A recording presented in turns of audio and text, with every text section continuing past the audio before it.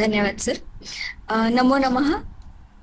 नमः सभाये। Recording in इस progress. सभा में उपस्थित आप सभी माननीय गणों को मेरा सादर प्रणाम।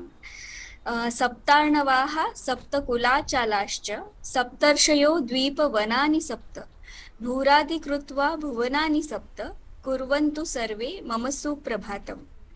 कवि कुलगुरु कालिदास संस्कृत विश्वविद्यालय रामटेक, वेदांग ज्योतिष्य विभाग रत्नागिरी उपकेंद्र तथा संस्कृत साहित्य विभाग गोगटे जोगळेकर महाविद्यालय द्वारा आयोजित भारतीय कालगणना इस अभ्यासक्रम में प्रवेशित आप सभी छात्र छात्राओं का तथा जिज्ञासुओं का मैं यहाँ स्वागत करती हूँ और आप सभी को मेरा सादर प्रणाम।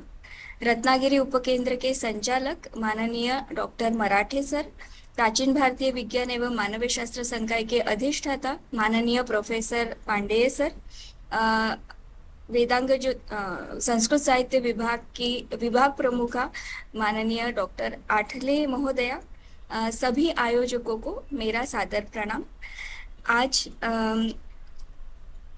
भारतीय कालगणना इस अभ्यासक्रम में हम वेधशाला एवं काल इस विषय पर मार्गदर्शन प्राप्त करने वाले हैं और इस विषय पर मार्गदर्शन करने हेतु आज हमारे समक्ष उपस्थित है माननीय श्री प्रणव मुळे सर। इनका मैं संक्षिप्त परिचय देना चाहूंगी। कवि कुलगुरु कालिदास संस्कृत विश्वविद्यालय वेदांग ज्योतिष्य विभाग के ये पूर्व छात्र हैं। सर ने वेदांग ज्योतिष्य में BA, MA तथा MPhil पूर्ण किया है। अभी महोदय वेधशाला इस विषय पर अपनी PhD कर रहे हैं।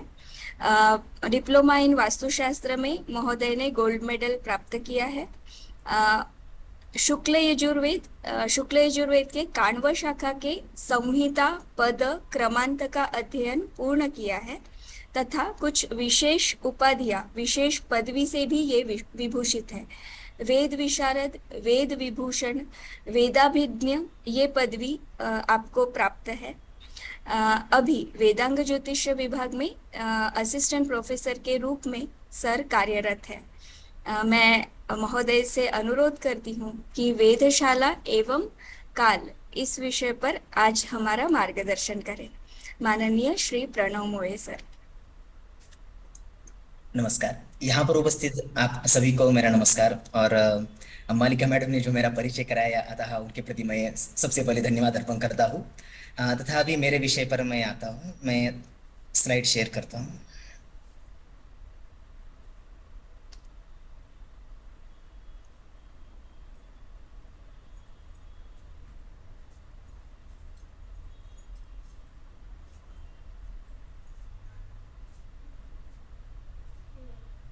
क्या मेरी स्क्रीन सभी को दिख रही है? जी जी दिख रही है। जी ओके, चलिए। गुरु ब्रह्मा गुरु विष्णु गुरुर्देवो महेश्वरः गुरु साक्षात् परब्रह्म तस्मै श्री गुरवे नमः। नमस्ते भाई सभापतिभ्यश्च। आज जो यहाँ पर बहुत दिनों से सर्टिफिकेट कोर्स चल रहा है भारतीय कालगणना, इस आज के सत्र में मुझे जो विषय प्राप्त हुआ है वो है वेधशाला एवं काल। तो इसके ऊपर मैं कुछ बातें आपके सामने रखने का प्रयास करूंगा। सबसे पहले मैं एक श्लोक कहना चाहूंगा। दिनगत काला वयवा ज्ञातुमशक्या विना यतो विना यंत्रैः वक्षे यंत्राणि तस्फुटानि संक्षेपतः कदिचित्। तो ये वेद यंत्रों संबंधित एक श्लोक प्राप्त होता है जो सिद्धांत शिरोमणि में आता है। तो सबसे पहले जो आज का विषय है वो सभी के लिए एक नया विषय होता है कि बहुत सारे लोगों को वेद क्या होता है, वेद यंत्र क्या होते हैं, वेधशाला ये क्या होती है, मैक्सिमम लोग इससे अनभिज्ञ होते हैं। तो इस कारण से सबसे पहले वेद तथा काल, जब काल के बारे में हम थोड़ा बाद में जानेंगे। सबसे पहले वेद क्या है, वेधशाला क्या है, वेद यंत्र क्या है, इनके बारे में मैं थोड़ी चर्चा आपके साथ करना चाहूंगा, जिससे इनका जो महत्व है उसके बारे में आप सभी को पता चले। तो सबसे पहले जो यहाँ पर मेरा पॉइंट है कि वेद के बारे में हम देखते हैं कि सृष्टि के उत्पत्ति काल से ही जो मानव की जिज्ञासा रही है, हम देखते हैं अभी भी छोटे बच्चों को जब हम देखते हैं तो जो चीजें उनको पता नहीं होती है उनके बारे में उनको हमेशा से ऐसा लगता है कि उनको उसके बारे में पता चले, वो एक्सपेरिमेंट हमेशा करते रहते हैं। तो जैसे ही खगोलीय पिंड जो भी थे, या अभी भी है। तो जब सृष्टि की उत्पत्ति हुई, जब मानव की उत्पत्ति हुई, तो तब क्या हुआ कि इस आकाशीय स्थितियों को देखकर उसमें एक कुतूहल आ गया कि ये सब क्या है। हमने बहुत बार सुना होगा कि सूरज उगता है और समंदर में चला जाता है, या अस्त होता है तो जाता है तो कहा जाता है, या दूसरे दिन अलग सा सूर्य आता है। तो आदि बहुत सारे जो भी आकाशीय जो स्थितियां है, उनमें हमारा जो कुतूहल है वो उस वक्त भी था और आज भी है। तो इसमें कोई संदेह नहीं है। अज्ञानपूर्ण कथाएं, तो जब जब ये बहुत सारी कथाओं में आप देखते होंगे, जब आकाश का ज्ञान नहीं था तो तब क्या होता था कि सूर्योदय के समय कुछ लोग डर जाते थे कि सूर्योदय हो रहा है, मतलब एक आग का गोला ऊपर आ रहा है। तो आग का गोला ऊपर आ रहा है, वैसे से प्रकाश बढ़ता जा रहा है। तो अभी का नहीं, जब अज्ञान था इन सब चीजों के बारे में, जो लोग थे वो अनभिज्ञ थे, तो तब क्या होता था, तब इससे लोग डरते थे। कुछ चंद्रकला भी, चंद्र अगर मान लीजिए क्षीण होता जा रहा है अमावस्या के दिन, जैसे आप सभी को पता है कि कृष्ण पक्ष के दिन या कृष्ण पक्ष में क्या होता है कि चंद्रमा जो है वो कम होता जाता है। तो लोग उससे भी कुछ कुछ लोग डरते थे, या कुछ लोग उनको डराते थे। आकाशीय आकृतियों को भी आप देखते हैं, या बचपन में हम देखते कि आकाश में बहुत सारी अलग अलग आकृतियां होती थी, तो हम उसका मजा भी लेते थे और कुछ लोग उससे डरते भी थे। तो ग्रहण ग्रहण के लिए एक प्रचलित कथा है। एक कोलंबस एक रहे थे, तो उन्होंने एक टापू पर ऐसा एक कहा था कि आपके यहाँ पर जो है सूर्य देव क्रुद्ध हो गए हैं, तो कुछ दिनों बाद ऐसा होगा कि दिन में भी रात हो जाएगी। तो ऐसा तब हुआ था, और सच में उस दिन ग्रहण हुआ था, और वहां के उस टापू के सभी लोग डर चुके थे। और धूमकेतु आदि ऐसे बहुत सारी अलग अलग कथाएं हमें पुराणों में देखने को मिलती है।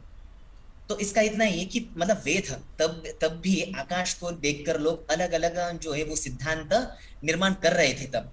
ज्योतिष ज्योतिष शास्त्र क्या होता है, तो ज्योतिष शास्त्र के बारे में आप सभी को पता है, तो बहुत ज्यादा चर्चा नहीं करूंगा। लेकिन ग्रह नक्षत्राणितानि अधिकृत्य रचितम शास्त्रम ज्योतिषम, तो ग्रह नक्षत्र आदि जो भी तारे या जो भी धूमकेतु आदि आपको आकाश में दिखाई देते हैं, उन सब का जो भी प्रभाव हमारे ऊपर या पृथ्वी के ऊपर पड़ता है, इन ग्रह नक्षत्रों से जो फलादेश का हम अनुमान लगाते हैं, या उनसे हम जो भी ज्ञान प्राप्त होता है उसका अनुमान लगाते हैं, उसको हम कहते हैं कि ज्योतिष शास्त्र। तो वेद वेदांग त्रिस्कंद आदि ये सभी बातें आप सभी को पता है, वेद कितने हैं, वेदांग क्या है, और सिद्धांत संहिता हो रहा ये क्या है, ये सभी को पता है। इस कारण से इसको आगे नहीं बढ़ा। दृष्टि वेद, उसके बाद हम आते हैं दृष्टि वेद। वेद भी दो प्रकार के होते हैं। हम दृष्टि से भी वेद कर सकते हैं, ऐसा नहीं है कि हम चंद्रमा को देख नहीं सकते, या ऐसा नहीं है हम शुक्र को नहीं देख सकते, शनि को नहीं देख सकते, हम देख सकते हैं। लेकिन इन वेद यंत्रों की आवश्यकता क्यों पड़ी, इस कारण इसके ऊपर हम जाएंगे। लेकिन सबसे पहले दृष्टि वेद। तो दृष्टि वेद क्या होता था, ये अस्थिर होता था। भले ही मैं एक जगह पर अगर बैठकर किसी को एक मतलब स्थिर दृष्टि से देख रहा हूं, लेकिन वो कुछ मिनट्स के लिए होगा, लेकिन उस मिनट्स के बाद, कुछ मिनट्स के बाद क्या होगा, वो जो वेद है वो अस्थिर होता जाएगा। तो अंतर्दृष्टि वेद, वेद में भी कुछ प्रकार होते हैं। तो अंतर्दृष्टि, तो अंतर्दृष्टि वेद, वेद दो प्रकार से हो सकता है। एक तो अंतर्दृष्टि, हम बहुत बार देखते हैं कि अपने अंदर झांको, ऐसा बहुत बार आता है कि वाक्य हम ऐसे यूज करते हैं। तो सब पुराने जमाने में हम देखते थे कि यम नियम आसन प्राणायाम धारणा ध्यान समाधि, ये जो आसनों के ये योग शास्त्र में आता है, तो उसमें क्या होता है, आपको अंतर्दृष्टि से आपको वेद करना होता है स्वयं का। लेकिन यहाँ पर हम जो देख रहे हैं वो बहिर्दृष्टि वेद करना है। हमें बाहर से देखना है कि आकाशीय पिंड हमें अंदर नहीं, हमें बाहर ही दिखाई देंगे, तो उसका वेद करना ही दृष्टि वेद कहलाता है। जैसे हम देख रहे सूर्य एक पूरब से उग रहा है और पश्चिम में उसका अस्त हो रहा है, तो ये क्या हो रहा है, एक प्रकार का हम दृष्टि वेद सूरज के ऊपर कर रहे हैं, या चंद्रमा या ग्रह नक्षत्रों के ऊपर हम करते हैं, ये हो गया दृष्टि वेद। लेकिन उसके बाद भी हमें पता चला कि हम ये दृष्टि जो है वो अस्थिर होती है, लेकिन हमें स्थिरता से वेद करना है। तो स्थिरता से जब वेद करना है, तब जो है वो सटीकता ज्यादा आ जाती है। तो तब क्या होता है, तब जो होता है उसको हम कहते हैं यंत्र वेद। तो यंत्र के आधार से किया जाना बहिर्वेद है, उसको हम कहते हैं यंत्र वेद। स्पष्ट वेद की आवश्यकता क्यों पड़ी, तो वेद करने की क्या आवश्यकता है, अगर हम ऐसे कहेंगे कि आकाशीय वेद की क्या आवश्यकता है, तो भास्कराचार्य लिखा है, यात्रा विवाहोत्सव जातकादो खेटै स्फुटैरेव फलस्फुटत्वम। तो ऐसा आता है कि जो भी हम ज्योतिष में फलादेश, आप सभी को बताया ज्योतिष शास्त्र के अनुसार हम बहुत सारे फलादेश या मार्गदर्शन करते हैं लोगों को। तो उसमें मार्गदर्शन करते समय जब तक सैद्धांतिक दृष्टि से हम ग्रहों के एक्चुअल पोजीशन को नहीं जान लेते हैं, तब तक हमारा जो फलित है वो सिद्ध नहीं होगा। तो इसलिए उसकी सटीकता के ज्ञान हेतु हमें वेद करना बहुत ही आवश्यक होता है। वेद काल आज आज जो विषय है वेद तथा वेद काल, ये विषय, तो वेद काल में हम देखते हैं कि बहुत ज्यादा जब आकाशीय पिंडों का वेद करना होता है तो तब सबसे ज्यादा हम जो महत्व देते हैं काल को, तो वो कौन सा काल होता है? तो एक तो सूर्योदय काल होता है। तो सूर्योदय काल में सूरज जब आता है, जैसे आगे जाकर आपको पता चलेगा कि शंकु साधन है, पलभा साधन है, बहुत सारे एक अलग अलग पद्धतियां है। तो सूर्योदय के समय में वेद काल के बारे में बहुत ज्यादा विचार किया जाता है। और तथा मध्य रात्रि में, तो मध्य रात्रि में भी किस प्रकार से वेद ग्रह नक्षत्रों का वेद किस प्रकार से करना है, वो मध्य रात्रि में हम कर सकते हैं। अब एक मतमतांतर आता है कि यूरोपियन कहते हैं कि भारतीयों को वेद ज्ञान नहीं था, यह ग्रीकों से लिया था। तो मैं यहाँ पर ये प्रूफ करने के लिए नहीं यहाँ पर ये कह रहा हूँ कि कौन सा पहले आया था। बस कुछ पद्धति आए या कुछ ऐसे प्रचलन में आते हैं, जैसे मतमतांतर होते हैं, उन मतमतांतरों को ये लिखित है, ये मेरे बनाए हुए नहीं, ये लिखित है। तो इस प्रकार से कुछ प्रचलन में थे। तो अब ये क्या थे, इनको संदर्भ सहित मैं यहाँ पर आपको बताना चाहूंगा। आगे देखिए, यहाँ पर एक आ रहा है कि वेद संदर्भ, यहाँ पर वेदों के संदर्भ क्या कहा मिलते हैं हमें? वेद, वेदांग, सूत्र, पुराण काल, इनके काल के बारे में अगर हम जानेंगे तो आपने बहुत दिन पहले मेरा एक लेक्चर हुआ था इसी सर्टिफिकेट कोर्स में, तो तब मैंने कहा था कि श्रीमद् भगवतो महापुरुषस्य विष्णुराज्ञा प्रवर्तमानस्य अद्य ब्रह्मणः, तो ये एक संकल्प मैंने कहा था, आपसे मैंने पूजा में भी ये सुना है। तो अगर हम कहते हैं कि जब सृष्टि उत्पत्ति हुई है तब से अगर वेद आए हैं तो कितने लाख करोड़ साल गए हैं, लेकिन वेद काल, वेदांग काल, सूत्र काल, इनमें बहुत सारे मतमतांतर, जैसे शंकर बालकृष्ण दीक्षित, लोकमान्य टिलक, विंटरनिट्स, मैक्स मूलर आदि बहुत सारे लोगों के अलग अलग मतमतांतर है जिन्होंने बताए हैं। तो अगर ऐसा भी कहते हैं तो ये काल, जिस काल के एविडेंस भी नहीं प्राप्त होते हैं, उससे भी पहले का काल है।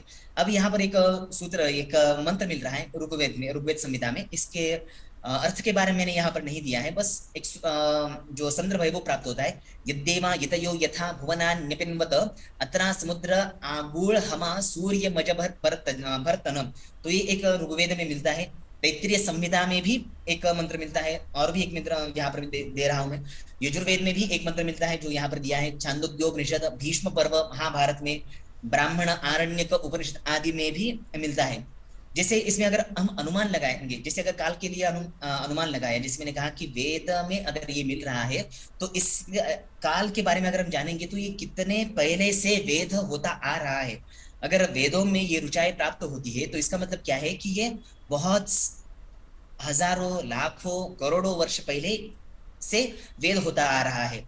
अब इसमें लॉजिक भी लगाएंगे हम, इस संदर्भों को भी नहीं जोड़ेंगे। अगर यूरोपियन, ग्रीक, भारतीय, इन सबको भी अगर हम यहाँ पर नहीं लेते, सिर्फ और सिर्फ मानव की दृष्टि को अभी भी हम जानते हैं, तो अभी भी कुछ भी चीजें हमें अगर अलग से दिखाई देती है तो हम क्या करते हैं, उसका आकलन या उसको समझने का प्रयास करते हैं। तो तब भी मानव था, तो तब भी ये हुआ ही होगा। हजारों करोड़ों साल में भी मानव का जो प्रवृत्ति है वो नहीं बदली है। तो यहाँ पर और भी एक जगह पर आता है, पैतामहश्चलकेतुः पंचवर्षशतं प्रोष्य उदितः अथ उद्दालकः, ये बृहत संहिता में आया हुआ है। तो यहाँ पर इनका कहना है कि बताना यहाँ से ये है मुझे कि तब भी वेद के बारे में कितनी सटीकता और कितना तब नॉलेज था। जैसे काश्यप श्वेत केतु, एक प्रकार का जो धूमकेतु है, वो 1500 वर्ष बाद दिखाई देता है। तो उन्होंने कितना सूक्ष्म ज्ञान तब था कि 1500 सालों बाद। अब कोई तो ऐसा नहीं है कि अभी उन्होंने वेद करके रखा है और 1500 साल बाद वो देख रहे हैं कि ये वेद होता है या नहीं। उनकी स्थिति से उनको वेद करते करते उनकी स्पीड क्या है, अगर हमारे सामने से कोई जा रहा है वो इतने स्पीड से 50 किलोमीटर कब तक पहुंचेगा, ये हम अनुमान लगा सकते हैं। अगर यहाँ से अगर कार कौन सी कार 50 किलोमीटर पर घंटे के पर आवर के स्पीड से अगर निकलती है तो उसे 500 किलोमीटर जाने के लिए कितना टाइम लगेगा। तो इस प्रकार से जो है वो पूर्व काल में भी वेद हुआ था कि ये जो पर्टिकुलर धूमकेतु है उसकी स्पीड क्या है, या पर्टिकुलर जो ग्रह है उनकी स्पीड क्या है। तो आप सभी ने इनके बारे में तो बहुत बार सुना होगा यहाँ पर कि वारा का जो सिद्धांत आया था कि उनके जो कक्षा भ्रमण जो काल है उनके बारे में इससे पहले हुआ था। और भी बहुत सारे जो संदर्भ है आपको ग्रंथों में प्राप्त होते हैं।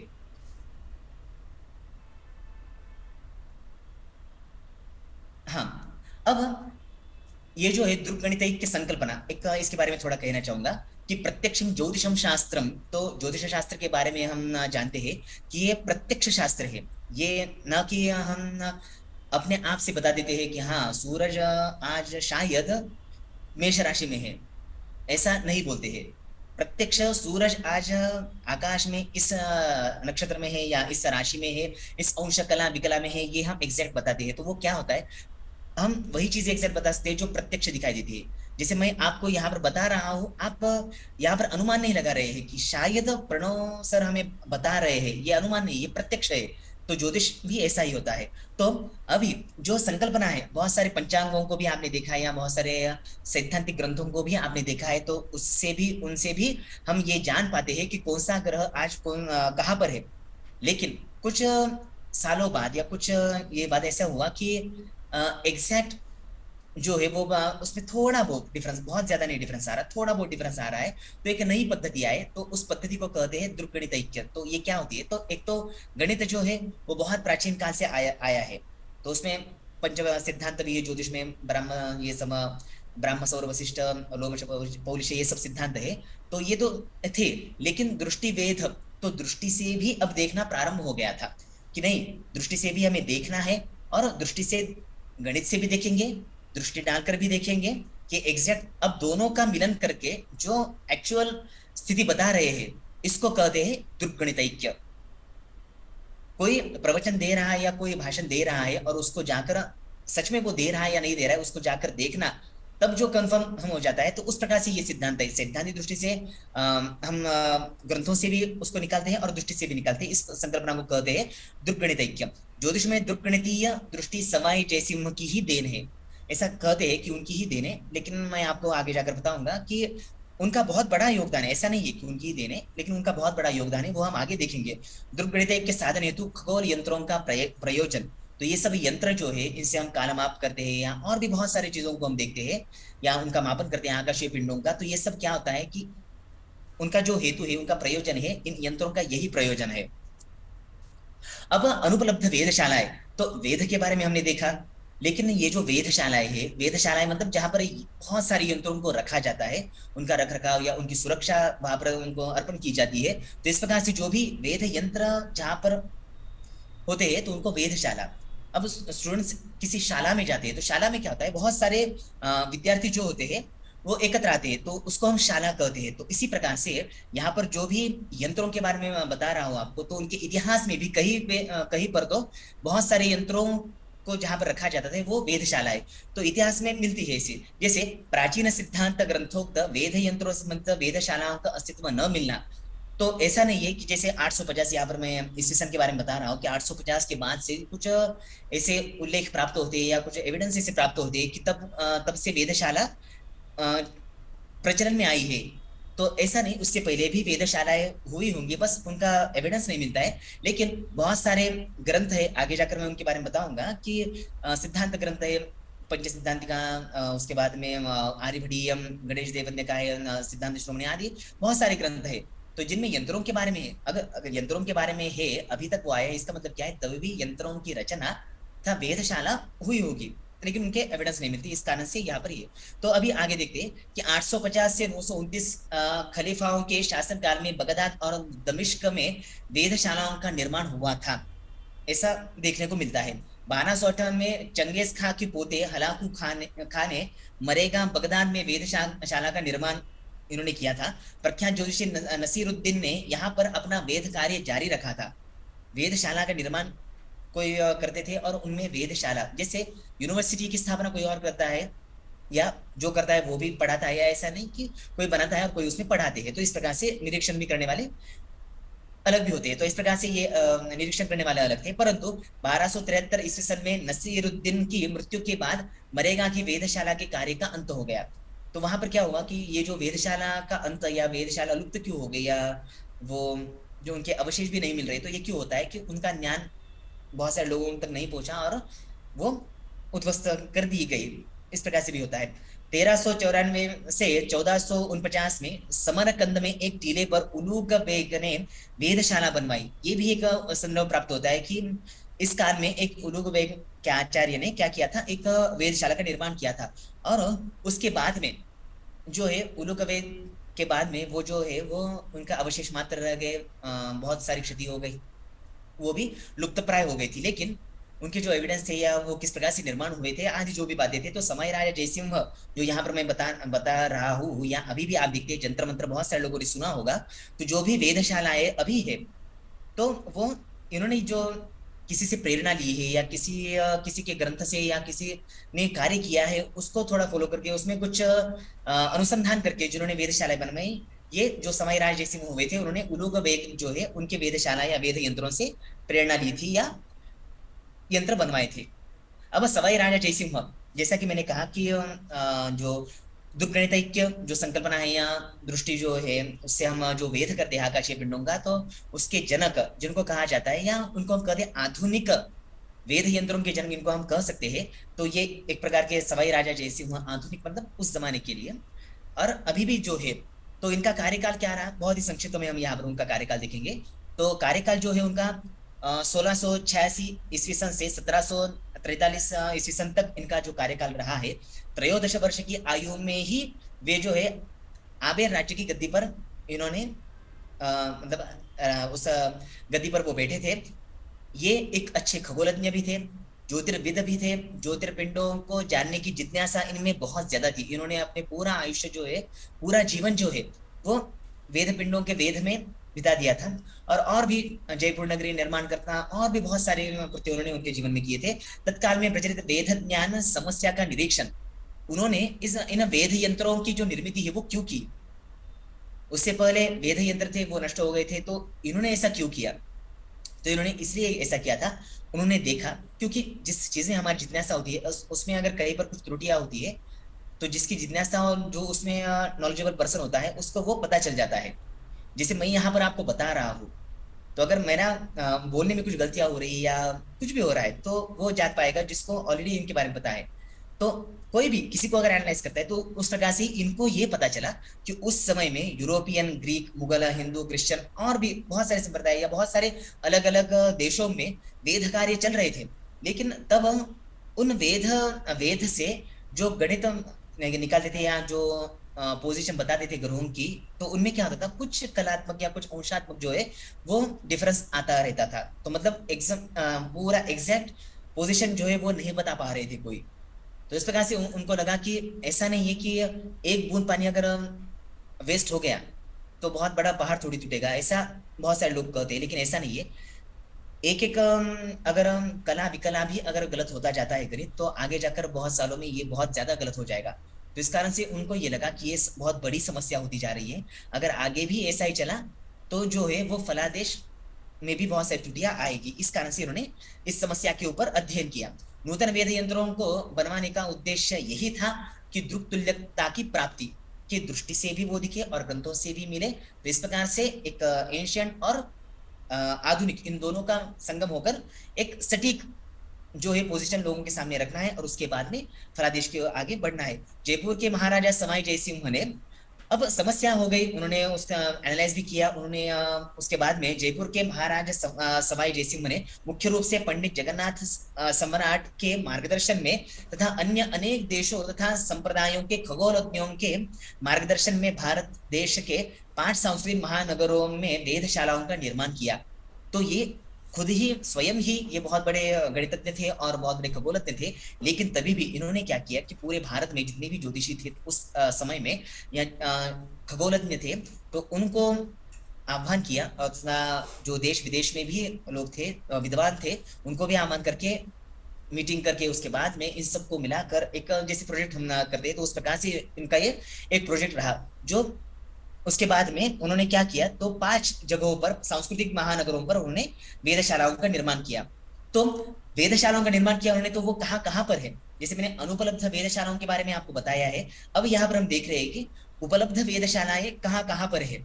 तो यहाँ पर सबसे पहले जो है जीवाजी शासकीय वेधशाला है जो उज्जैन में है, तो उनका पता भी मैंने यहाँ पर दिया है और दूरध्वनि क्रमांक आदि यहाँ पर मैंने दिए हैं, तो वो बस आपकी जानकारी के यहाँ पर दिया है। स्थापना वर्ष जो है मुजीवाजी वेधशाला जो है 1734 में इसकी स्थापना हुई थी। और इसकी स्थापना किन्होंने की थी, तो सवाई राजा जयसिंह द्वितीय। यहाँ पर जितने भी 5 आपको वेधशालाएं दिख रही है, उन सभी 5 वेधशालाओं को मैं हाल ही में 1 महीना भी नहीं हुआ है, मैं विजिट देकर आया हूँ और इनकी स्थिति के बारे में इनके नामों के बारे में आप देखिए, जिवाजी शासकीय वेधशाला, ज्योतिष यंत्रालय या जंतर मंतर स्मारक, मान महल, ये जो नाम यहाँ पर मैंने दिए हैं उन वेधशालाओं के, ये आपको इंटरनेट पर भी नहीं मिलते हैं।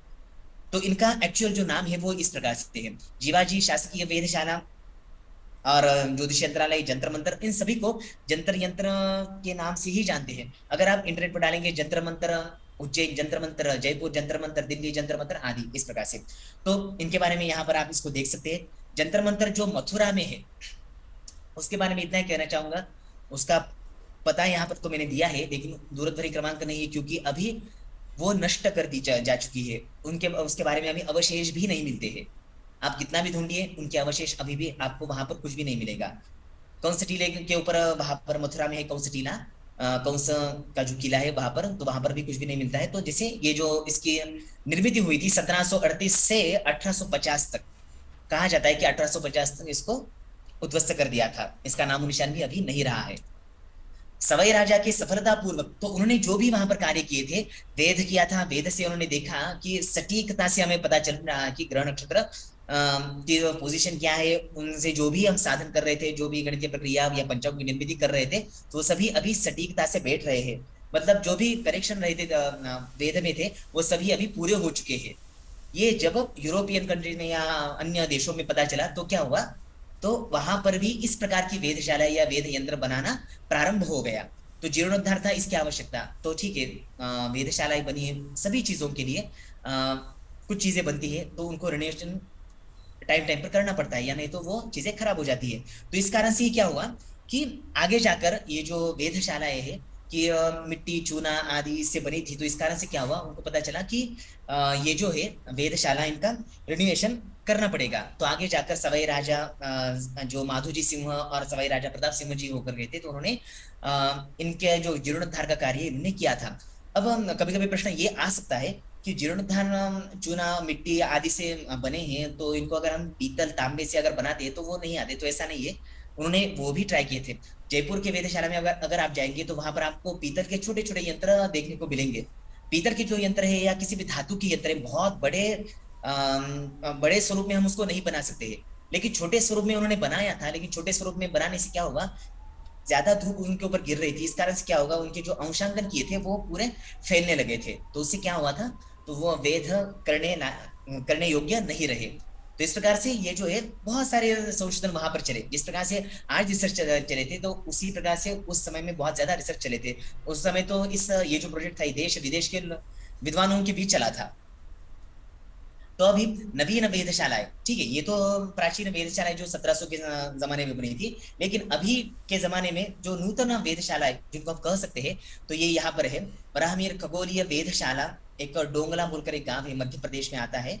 तो वहां पर एक वेधशाला अभी बनी है, मतलब 2019 में शायद बनी है, क्योंकि 100% उसको बनना बाकी है, तो उसके बारे में आगे और भी चर्चा करूंगा।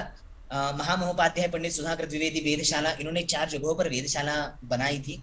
तो उन्होंने 19वीं शताब्दी में ही बनाई है। जो एग्जैक्ट समय के बारे में अभी भी ग्रंथों में देखा है वो नहीं प्राप्त हुआ है, तो वो मिल जाएगा। लेकिन इन्होंने इसी शताब्दी में इन 4 वेधशालाओं को बनाया, जो अभी भी आप उनको जाकर देख सकते हैं।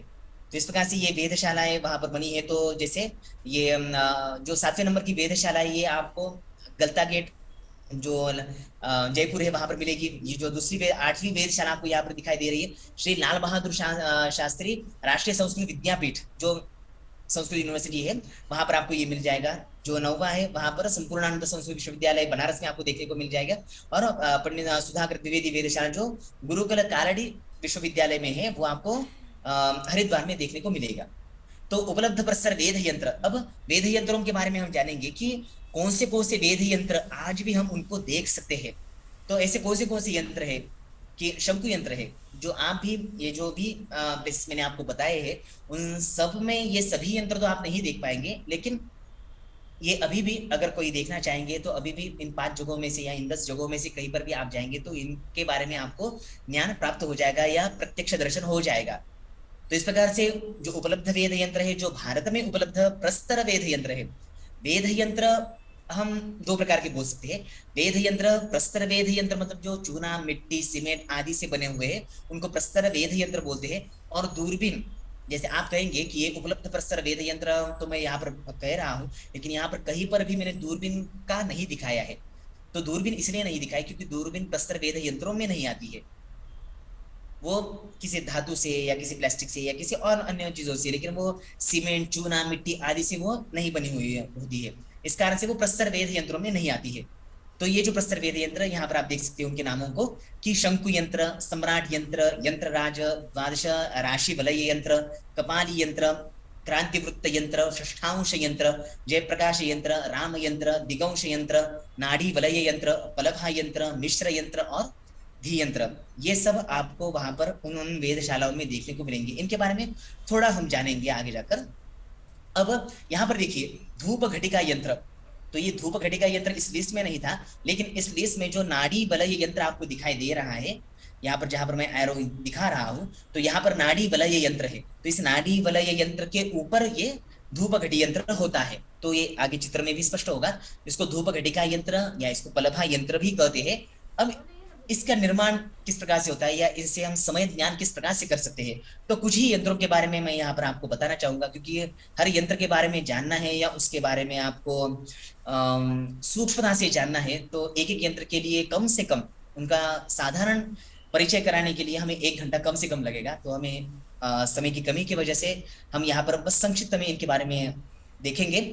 नाड़ी वलय यंत्र के ऊपर जैसे मैंने कहा कि ये यंत्र आपको यहाँ पर दिखाई दे रहा है, लेकिन ये यंत्र जो है वो आप कहीं पर जाएंगे किसी वेदशाला में, जैसे जयपुर की वेदशाला में नाड़ी वलय यंत्र एक है, उसके ऊपर ये वहां पर दिखाई देता है। तो आप अगर वहां पर जाते हैं तो आपको वो उसके प्रत्यक्ष दर्शन आपको हो सकते हैं।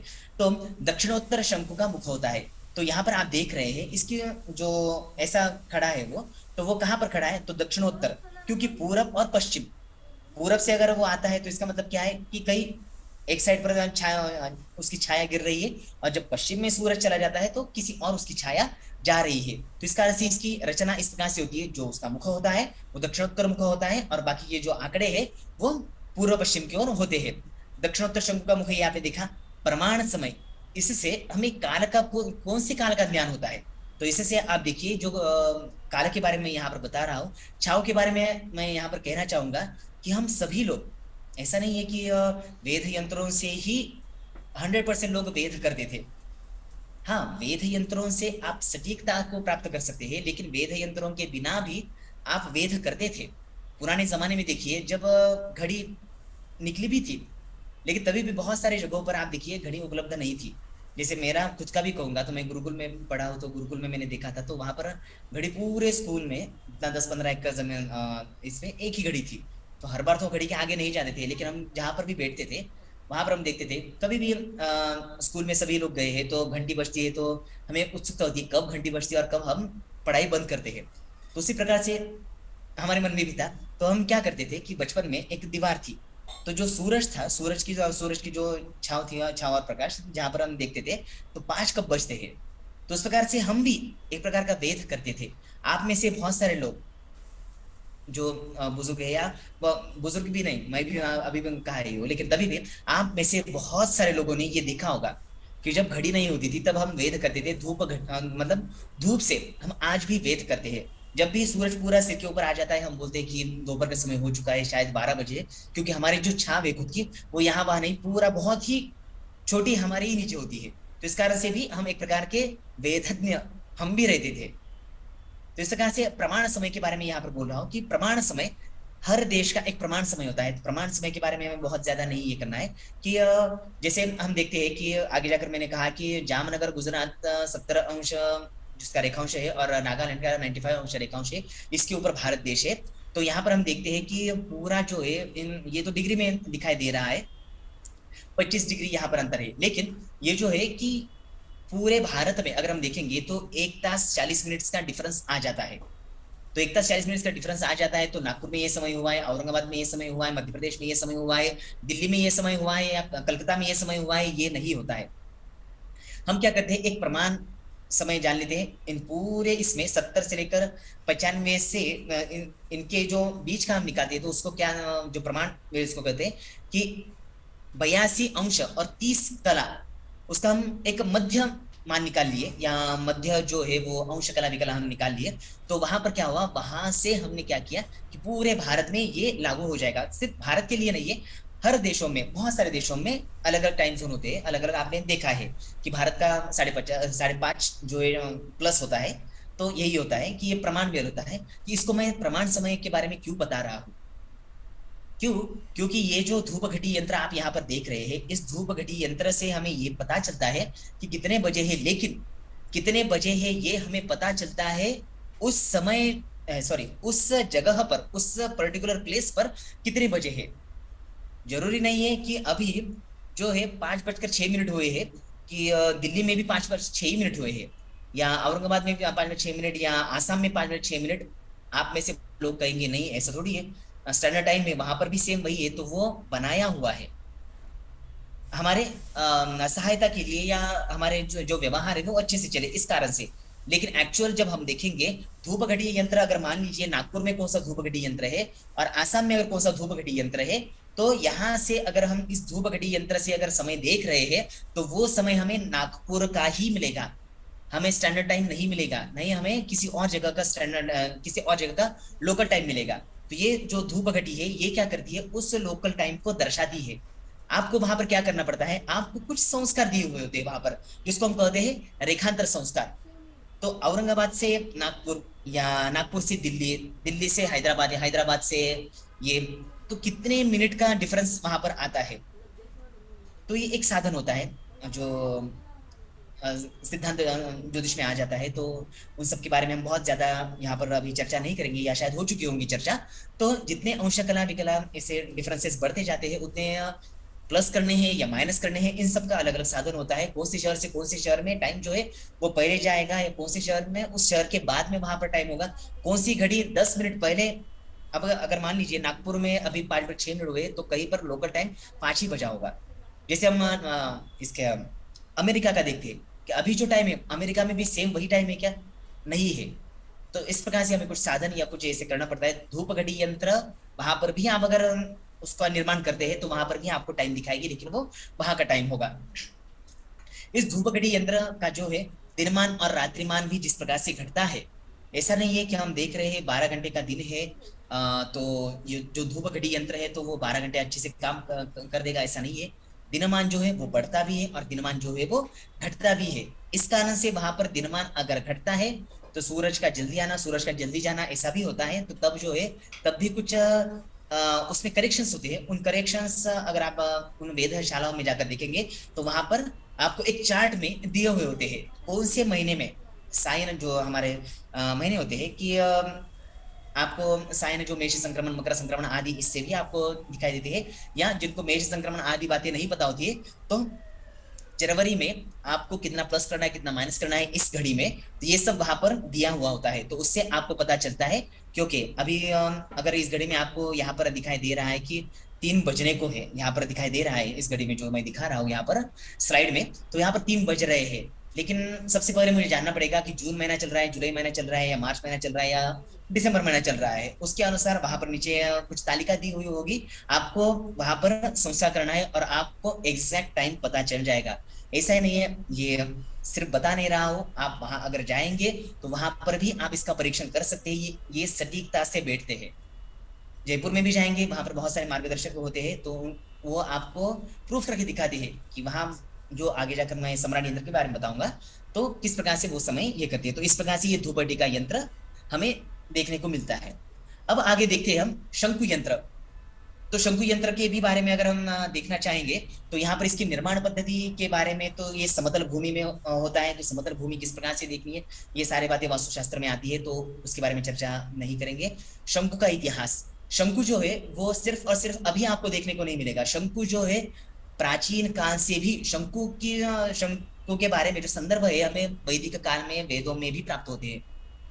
तो क्या प्राप्त होते हैं वो मैं अभी इस स्लाइड में तो नहीं दिखा रहा हूँ, लेकिन प्राप्त होते हैं, उनका प्रमाण भी है। तो ये शंकु मतलब इतना प्राचीन काल से लेकर आज तक भी शंकु की जो उपयोगिता है वो बरकरार है। तो इस कारण से यहाँ पर शंकु यंत्र से भी हम काल के बारे में जानते हैं। तो किस कैसे, तो सूर्य का सायन राशि प्रवेश तो हम इस शंकु की जो छाव है, आप वहां पर देख रहे होंगे कि जो रेखा है, तो वो रेखाएं देखिए, बहुत सारी रेखाएं वहां पर दी हुई है। तो सिर्फ ऐसी रेखाएं नहीं है वो, तो ये जो छाव आप देख रहे हैं वो सुबह बहुत लंबी छाव होती है और ऐसे करते करते करते वो छाव उसी लाइन से जाती है। तो ये जो छाव है बड़ी से छोटी छोटी होते हुए फिर पश्चिम दिशा में बड़ी हो रही है। तो वो जिस रेखा से भ्रमण करती है, उस रेखा को क्या हम कहते हैं कि जो सूर्य है, साइन सूर्य, उसका कौन सा संक्रमण चल रहा है।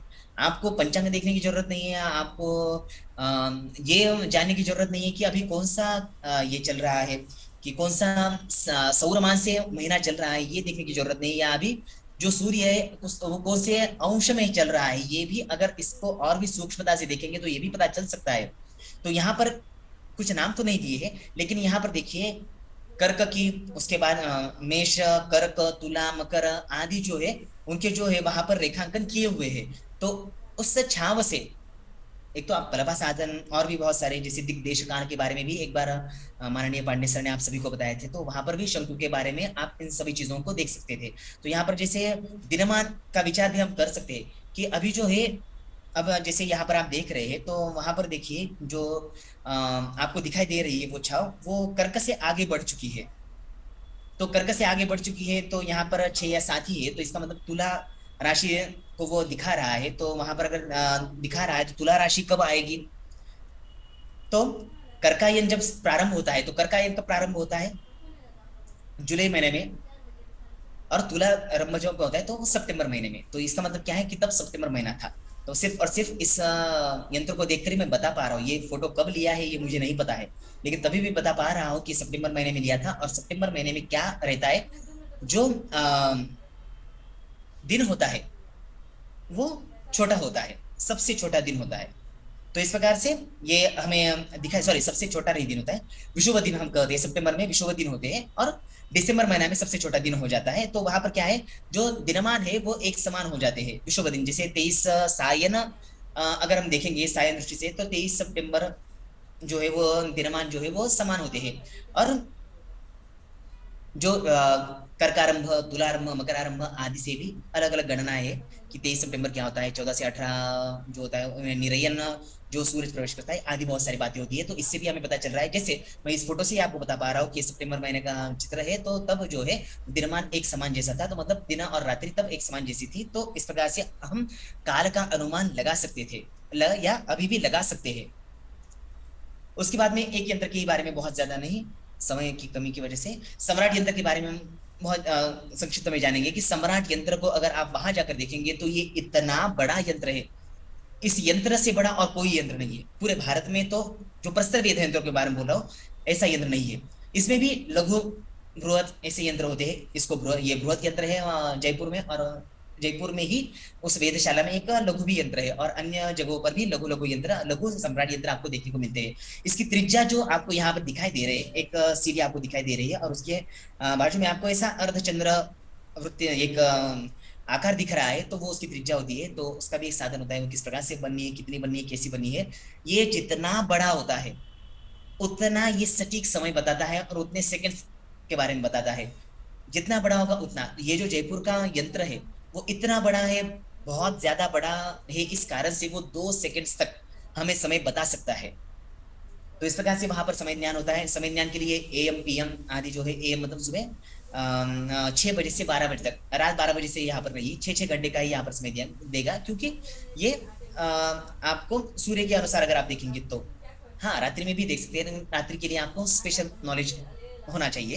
तो इस कारण से सूर्य की छांव देखकर आप वहां पर समय बता सकते हैं। तो वहां पर सेम धूप घटी में मैंने कहा कि आपको कुछ संस्कार करने पड़ेंगे, तो वो लोकल टाइम होता है, उसको आपको स्टैंडर्ड टाइम में आप इसको ले सकते हैं। वहां जो देखा आपने, वहां पर सेकंड्स तक नहीं जा सकते थे आप, लेकिन यहाँ पर आप सेकंड्स तक भी जा पा रहे हैं, घंटे, उसके बाद में 15 मिनट्स, उसके बाद 5 मिनट्स, उसके बाद में पर मिनट्स के बारे में, उसके बाद में उसमें भी 20 सेकंड्स, 10 सेकंड्स, 5 सेकंड्स, 2 सेकंड्स, इस प्रकार से वहां पर दिया होता है।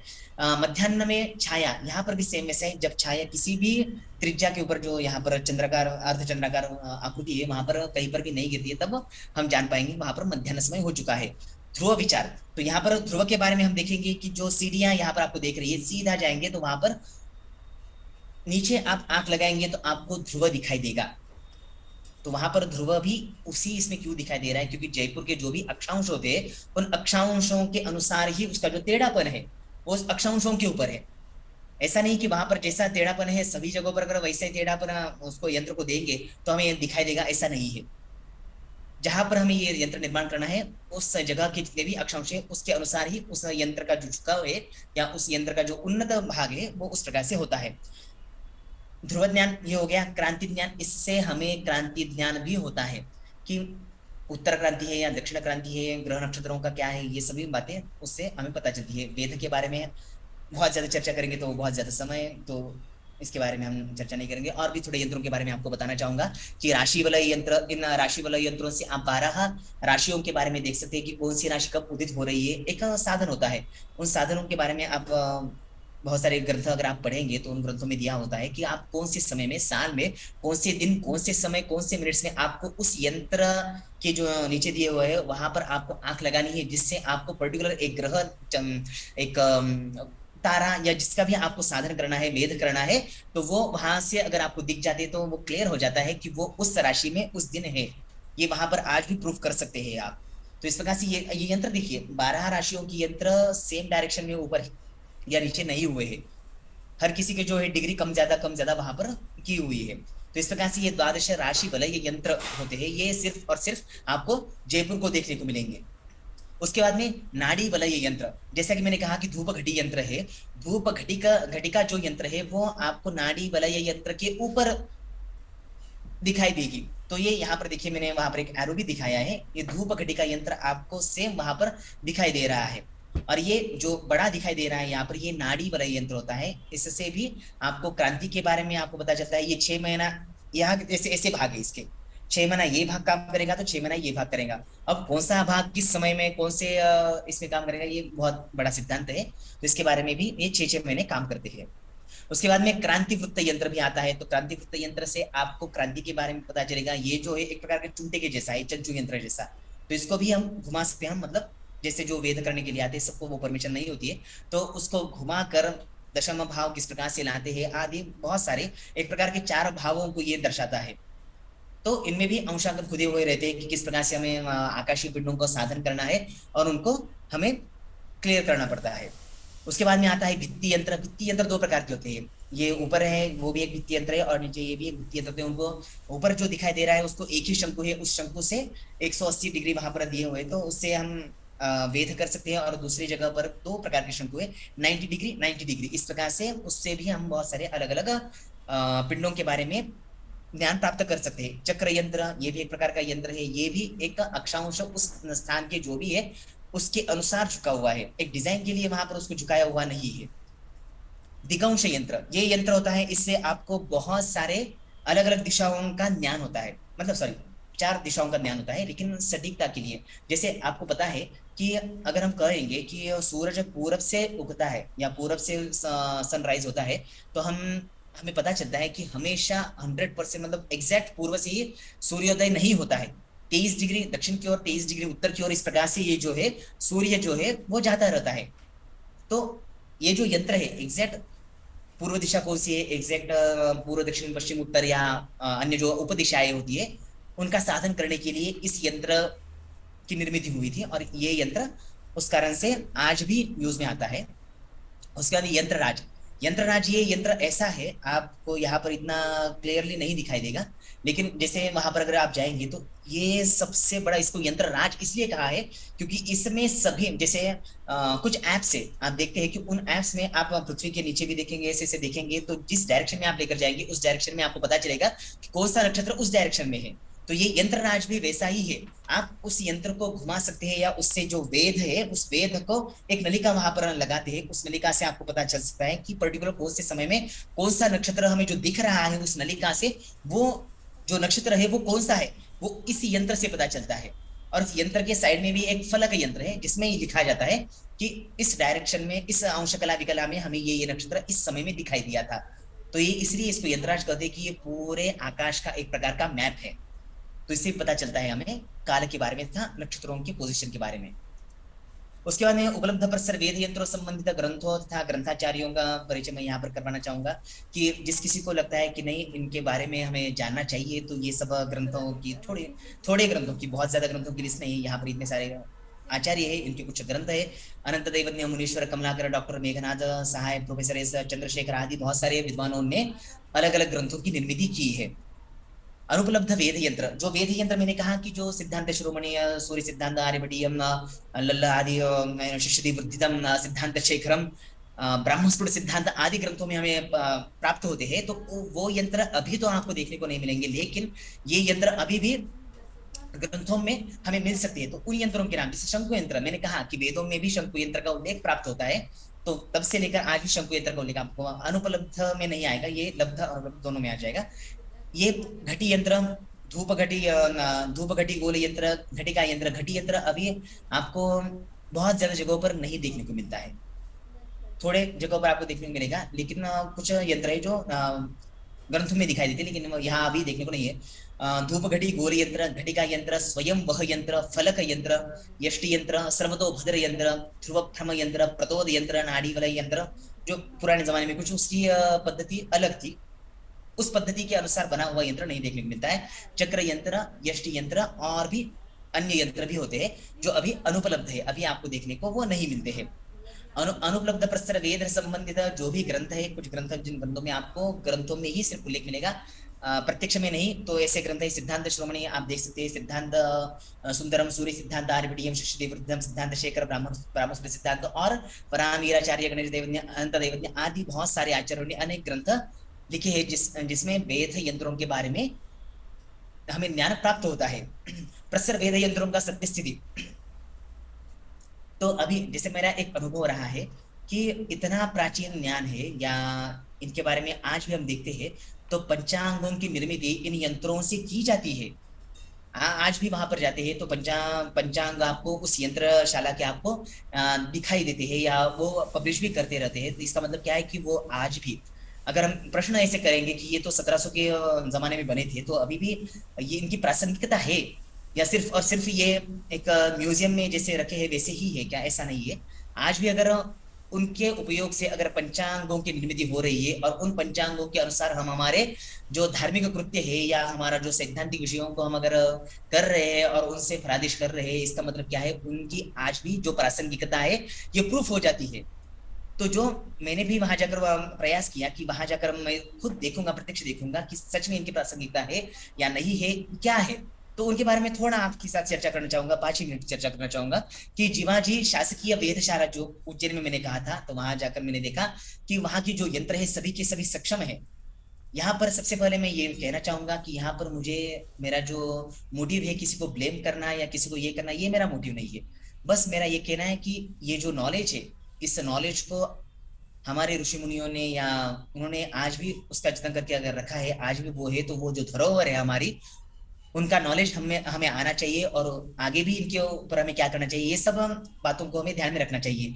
यह सब ध्यान में रखकर जो भी यहाँ पर मैं बता रहा हूँ, वो बस मेरे मन में एक उस बात का दुख हुआ कुछ बातों को देखकर, तो वही बातें मैं यहाँ पर शेयर कर रहा हूँ। इसका मतलब ये नहीं है कि किसी को मुझे ब्लेम करना या किसी को, ऐसा नहीं है। तो वेद सक्षम यहाँ के जो यंत्र है वो सभी के सभी वेद सक्षम है। मार्गदर्शक की वहां पर कमी मुझे दिखाई दी।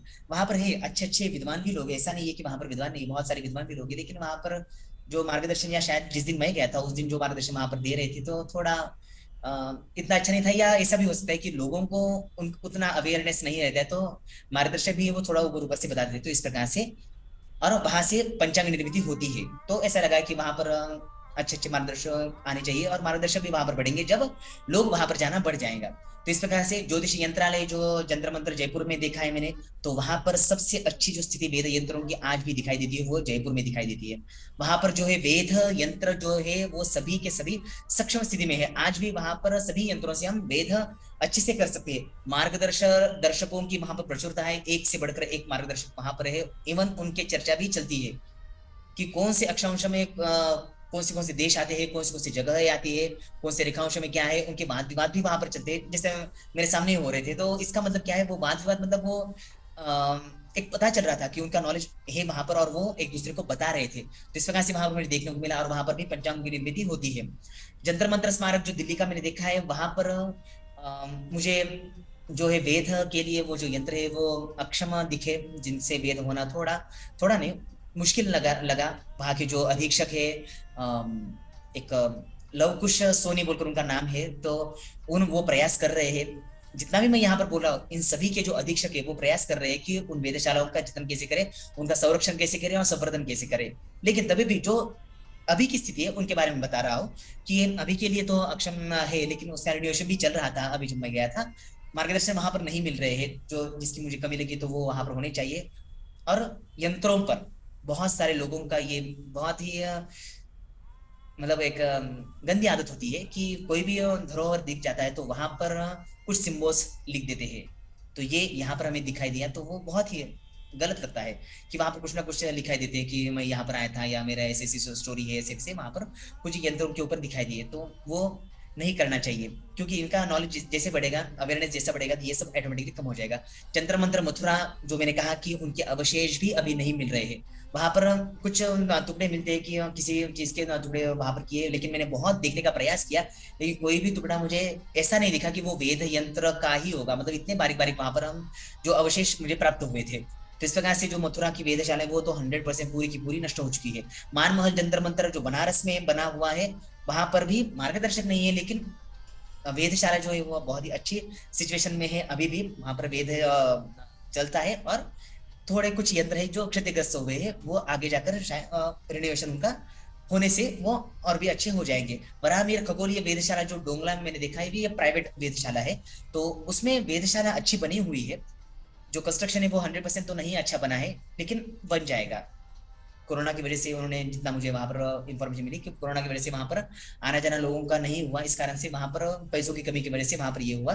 तो ये जो है वेद यंत्र फिर से अच्छे से बन जाएंगे, और वेद करने योग्य और काल को जानने योग्य ये वेद यंत्र फिर से बन जाएंगे। वराहमिहिर खगोलीय वेधशाला डोंगला, इसके बारे में बहुत ज्यादा दुख है। जैसे मथुरा की वेधशाला के बारे में दुख है, वैसे वराहमिहिर खगोलीय वेधशाला जो डोंगला जय सॉरी डोंगला नहीं, गलता गेट जो जयपुर में यहाँ पर देख रहे हैं, तो ये वेधशाला जिसके फोटोज भी है, लेकिन ये बनी हुई है, अच्छी बनी हुई है, लेकिन अब इसके ऊपर किसी का भी ध्यान नहीं है। तो वहां पर पेड़ आ गए या बहुत सारे वहां पर वो सब खराब हो चुका है, लेकिन अभी भी वेद यंत्र वहां पर है, लेकिन कोई भी उसको नहीं देखता। एक प्रकार का खंडर बन चुका है जो अच्छा रेडी है, लेकिन अभी भी खंडर जैसा हो चुका है। वराहमिहिर वेधशाला आदि ये सब बातें यहाँ पर मैं इसलिए कह रहा हूँ, और सामान्य विचार भी इनके बारे में कहूंगा। तो विद्वानों की कमी या सामान्य लोगों में इसकी रुचि की कमी आना या धन की कमी होना, संरक्षणकर्ताओं में वेदाचार्य जो उनका नहीं रहना, तो ये सब जो है ये विषय था आज वेद तथा काल के बारे में। तो कहना इतना ही था कि वेद इतना प्राचीन काल से हम कर रहे हैं, या इनके जो यंत्र है इसके बारे में बहुत सारे रिसर्च होने के बाद ये ज्ञान हमारे सामने रहा है।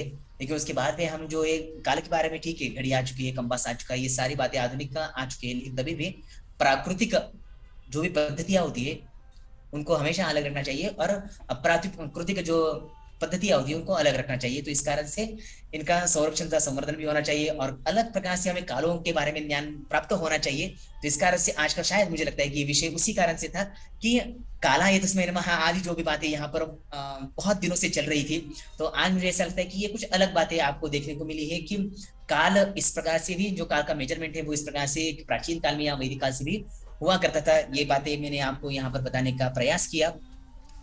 तो इतना ही कहकर मैं यहाँ पर मेरे वाणी को विराम देता हूँ, और मुझे ये संधि प्राप्त कराने हेतु मैं दोनों संस्थाओं के प्रति धन्यवाद अर्पण करता हूँ।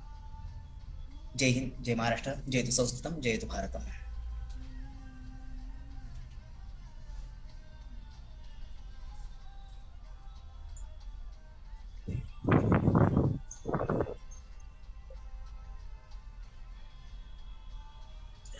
धन्यवाद सर। आपने वेद यंत्रों के विषय में बहुत ही अच्छे से सुष्ठु रूप से उसका प्रतिपादन किया, और निश्चित ही सभी जो प्रतिभागी है इससे बहुत ही प्रसन्न एवं संतुष्ट हो गए आज के इस सत्र से। और इसी के लिए मैं आपका सभी आयोजकों तथा विश्वविद्यालय तथा रत्नागिरी उपकेंद्र के पक्ष से आपका पुनः एक बार आभार व्यक्त करता हूँ। उसी के साथ यहाँ पर उपस्थित सभी प्रतिभागियों का, जिन्होंने बड़े ही विनम्रता से और ध्यान से इस व्याख्यान को श्रवण किया, उन सभी का भी मैं यहाँ पर आभार व्यक्त करता हूँ। इसी के साथ आज के इस सत्र को हम यहाँ पर शांति मंत्र से विराम देंगे। ओम सर्वे भवन्तु सुखिनः, सर्वे सन्तु निरामयाः, सर्वे भद्राणि पश्यन्तु, मा कश्चित् दुःखभाग् भवेत्। ओम शांति शांति शांति। कल पुनः हम 4:30 बजे यहाँ पर उपस्थित होंगे और आप सभी से अनुरोध है कि इसी संख्या में, इसके अतिरिक्त और भी हमें संख्या ज्यादा दिखनी चाहिए कल, ऐसी हम आशा करते हैं। और कल का हमारा जो है वह इस सत्र, इस मतलब कालगणना सर्टिफिकेट कोर्स का अंतिम जो है वो सत्र होगा, उसके बाद हमारा समापन सत्र होगा। तो निश्चित ही सभी लोग 4:30 बजे समय पर कल उपस्थित होंगे, ऐसी मैं आशा करता हूँ। तब तक के लिए सभी को धन्यवाद। पुनर्मिलामः।